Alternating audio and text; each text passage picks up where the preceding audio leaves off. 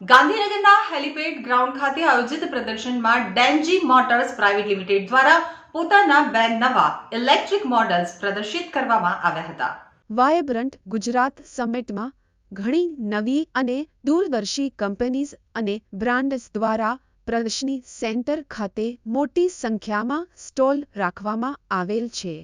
આ અંતર્ગત ગુજરાતના યુવાનો દ્વારા ઇલેક્ટ્રિક વાહન માટે શરૂ કરાયેલ સ્ટાર્ટઅપ ડેન્જી મોટર્સ પ્રાઇવેટ લિમિટેડને વ્યાપક આવકાર મળી રહ્યો છે.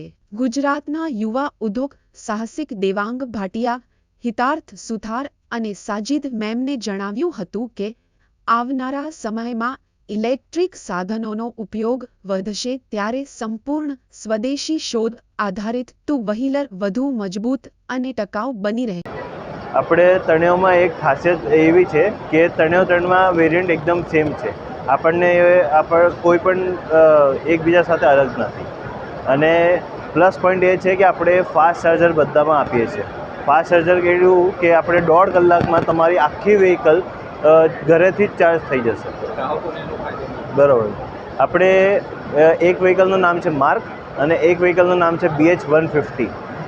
અને એ આપણે જ્યાંથી પણ આપણે બાય કરીએ છીએ ત્યાંથી આપણે ત્યાં સર્વિસ સેન્ટર હોય છે, ત્યાંથી આપણે કરી શકાય છે. તો એમાં કંઈક પ્રોબ્લેમ નહીં આવે સર્વિસમાં.